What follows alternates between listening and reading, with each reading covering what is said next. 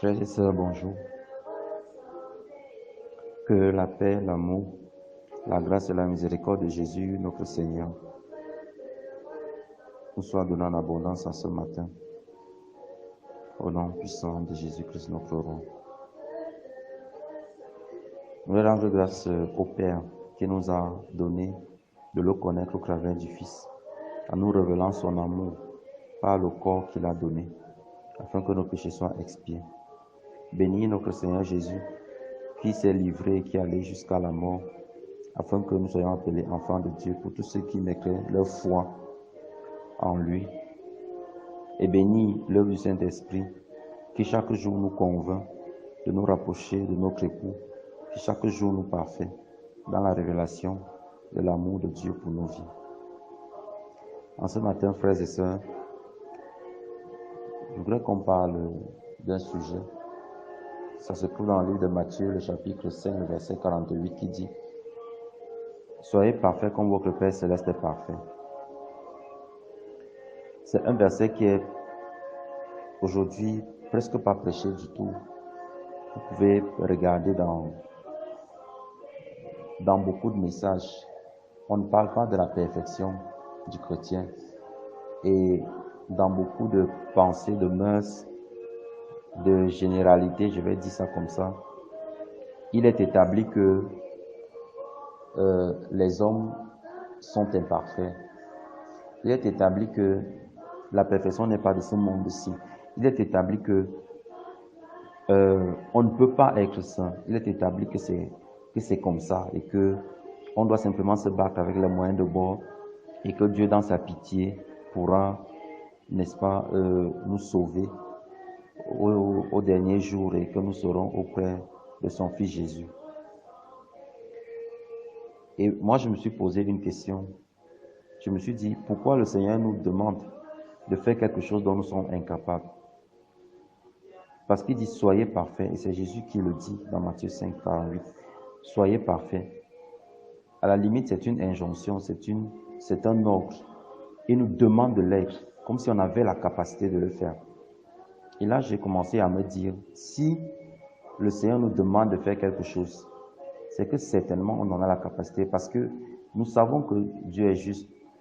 Nous savons que notre Seigneur, il est juste. Nous savons qu'il ne peut pas nous demander quelque chose que nous ne pouvons pas faire.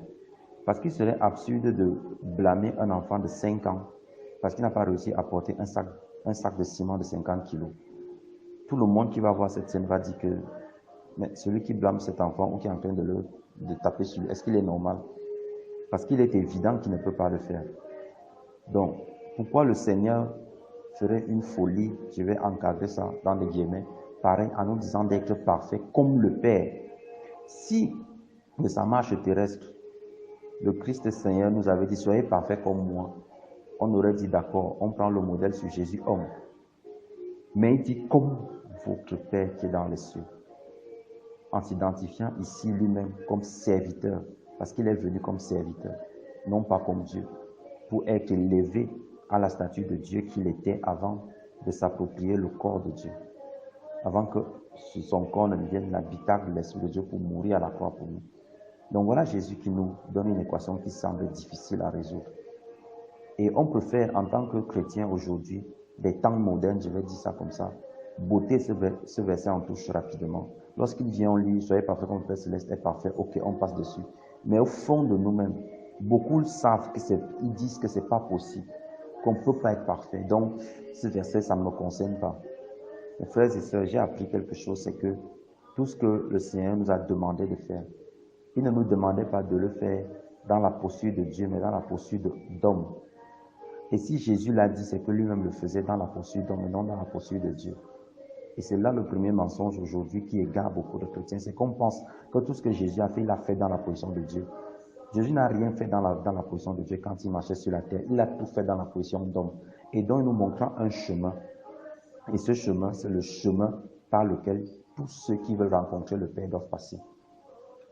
Tous ceux qui veulent être un jour auprès du Père doivent cheminer. Voilà pourquoi le livre de Galates 3 nous informe que c'est par la foi en Jésus-Christ, en ce qu'il a fait, en tant qu'homme bien sûr, que nous aussi nous sommes sauvés.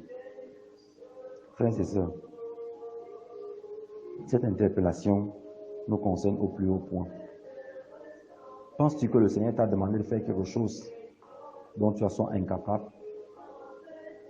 Penses-tu que le Seigneur a réellement désiré te voir, te débattre chaque jour sans avoir de solution et être dans une vie tiède, une vie limitée, une vie où tu te dis que de toute façon j'ai fait de mon mieux? Lorsque le Seigneur nous donne une instruction et qu'on se rend compte qu'on ne peut pas l'accomplir, parce que c'est normalement le cas, personne ne peut faire ce que Dieu lui demande, c'est impossible. C'est à ce moment qu'il faut recourir à la grâce de Dieu qui a répandu sur nous le Saint-Esprit. Pour tous ceux qui ont cru en Jésus-Christ, le Seigneur leur a donné l'Esprit. Et c'est l'Esprit de Dieu qui nous permet d'accomplir les œuvres de Dieu. C'est le Saint-Esprit qui nous permet d'être parfaits à la ressemblance du Père. Oui, parce que la perfection est de ce monde-ci, du monde en Christ. Pas du monde dans la chair, dans le monde en Christ, oui. Et les chrétiens vivent dans le monde en Christ. Et le monde en Christ, c'est la foi en Jésus-Christ qui m'a justifié, pas par mes œuvres. Et une fois que je suis justifié, une fois que je suis dans cette poursuite de justification, le Saint-Esprit de Dieu me conduit afin que je demeure dans la justification. Je ne m'introduis pas dans la justification par des œuvres, je m'introduis dans la justification par la foi. Donc, frères et sœurs, nous devons croire que parce que Jésus est allé à la croix, je suis juste. En croyant en son sacrifice, ça produit en nous une espérance. Et de cette espérance-là s'appuie l'Esprit de Dieu pour bâtir en nous la vie. Et cette vie-là nous donne d'être parfaits. Et tout ce qui foule aux pieds la perfection que le Seigneur nous demande d'avoir, n'entrons pas dans le royaume des cieux. Aujourd'hui, on a pensé que c'était normal de venir dire « vis ta vie comme tu veux ». À la fin, on va faire pour toi des prières après ta mort et tout, pour te recommander au Seigneur. Frères et sœurs, la parole de Dieu dit « après la mort vient le jugement », car il est réservé aux hommes de mourir une seule fois. On meurt une fois et après le jugement vient. Donc il n'y a personne qui fera une prière pour toi derrière, où Dieu va s'asseoir pour écouter. Parce que c'est du vivant que l'on accepte le sacrifice de Jésus-Christ pour nos vies. Et cette perfection dont le Seigneur parle, elle est possible parce qu'elle est réelle. C'est une réalité spirituelle qu'on découvre par le Saint-Esprit. Car il dit dans Hébreux le chapitre 10, le verset 14, « Car par une seule offrande, il a amené à la perfection une fois pour toujours ceux qui sont sanctifiés. Ceux qui sont sanctifiés par la foi en Jésus-Christ, il les a amenés à la perfection. » Voilà l'œuvre de Dieu, voilà la perfection du Père. Et cette perfection doit être manifeste dans notre caractère, dans nos paroles, dans nos actes, dans nos pensées. À quoi tu penses dans la journée? Comment réponds-tu aux gens? Tires-tu pour n'importe quoi? Si le Père, Jésus nous demande de nous établir à la perfection du Père, c'est de voir comment le Père réagit vis-à-vis de nous. S'irrite-t-il à chaque instant contre nous? Nous parle-t-il mal? Nous blâme-t-il? Nous expose-t-il par rapport à toutes les mauvaises choses que nous pouvons avoir dans nos pensées, dans nos cœurs? Le Père le fait-il? Non. Le Père ne couvre pas le péché, mais le Père nous amène à voir notre condition d'incapacité d'accomplir sa perfection si ce n'est pas dans la foi en Jésus-Christ et aidé par le Saint-Esprit. Et aujourd'hui, ça n'inquiète plus les enfants de Dieu de se dire que pourquoi est-ce que j'ai une mauvaise bouche? Pourquoi est-ce que je réponds mal aux gens? Et ils se disent qu'ils vont entrer avec cette bouche dans le royaume des cieux. Ça n'inquiète pas les enfants de Dieu de se dire pourquoi mon cœur est si dur. Je n'arrive pas à venir en aide à mon frère. Je n'arrive pas à l'aider, à le soutenir dans les prières, par la foi. Je n'arrive pas à avoir un cœur doux et compatissant. Ils ne sont pas inquiets, ils se disent qu'ils vont entrer dans le royaume des cieux avec cela. Et pourtant, la parole de Dieu nous apprend dans le livre d'Apocalypse que rien de corrompu ni de souillé n'entre dans la ville sainte.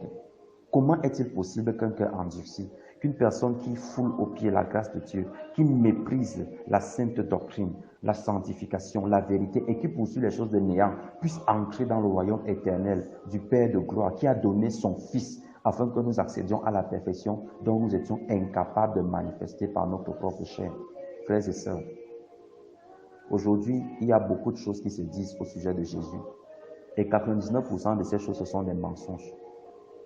Et aujourd'hui, beaucoup de chrétiens ne prennent pas la peine de rechercher le Seigneur de tout leur cœur. Frères et sœurs, comme dans Hébreux le chapitre 4, il est dit, cherchons-le. Cherchons-le encore pendant qu'il se laisse trouver. Recherchons-le alors qu'il est possible d'entrer dans son repos. Car il arrivera un moment où le repos du Seigneur ne sera plus disponible, où on le cherchera et on ne le trouvera pas. Parce que l'Esprit de Christ sera retiré. L'Esprit de Dieu vivant ne sera plus là. La perfection est possible, mon frère. Elle est possible en Jésus-Christ, par le Saint-Esprit. Tous ceux qui disent que tous les hommes ont des défauts, ils ont les yeux sur la chair Ils n'ont pas les yeux sur l'esprit. Lorsque le Seigneur nous voit au travers de Jésus, il nous voit parfait. Pas parfait selon notre volonté, mais parfait selon la foi que nous mettons en Christ. Et cette foi suffit à produire les œuvres de perfection où les hommes pourront dire, oui, cet homme est juste.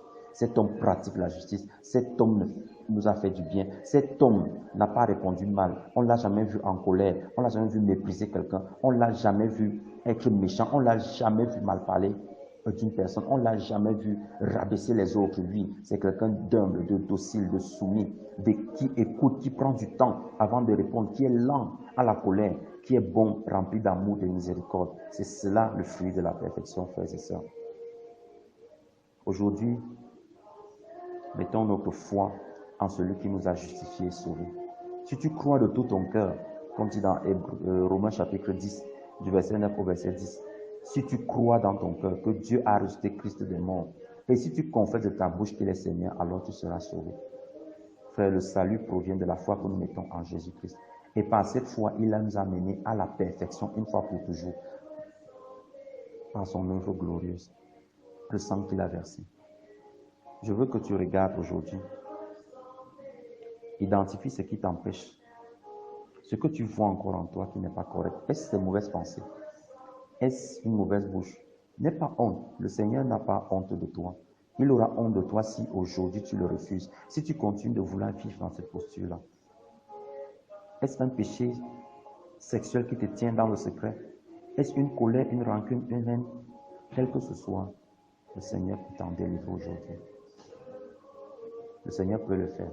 Si tu crois à la puissance de l'innocence de l'agneau et du sang versé à la croix.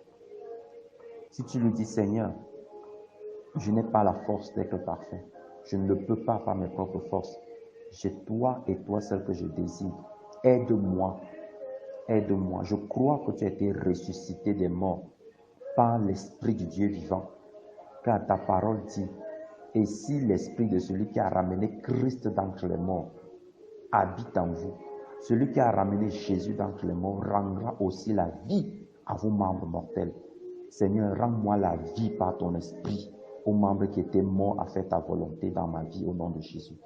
Je prie afin que, Seigneur, la bouche, les yeux, les oreilles, tous mes sens, mes mains, mes pieds qui servaient l'ennemi d'une manière ou d'une autre, que tu redonnes la vie à ces membres pour te servir, pour faire ta volonté, parce que je crois que tu as resté Jésus d'entre les morts.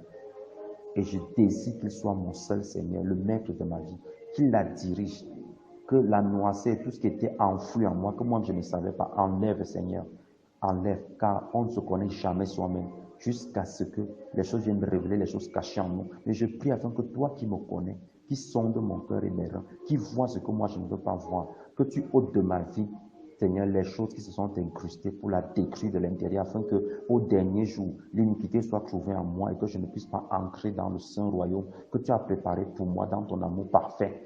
Je te le demande dans le nom de ton Fils Jésus. Père, je t'en supplie, aide-moi par ton esprit. Aide-moi par ton esprit, Seigneur Jésus. Viens, établis-toi dans ma vie. Établis-toi dans cet aspect que je te présente maintenant. Je t'en prie, Seigneur. Je te veux toi seul comme maître. Je veux te ressembler. Je veux être comme toi. Je veux revêtir les mêmes sentiments qui étaient en toi, comme la parole le dit dans Philippiens au chapitre 2. Je veux revêtir ces mêmes sentiments.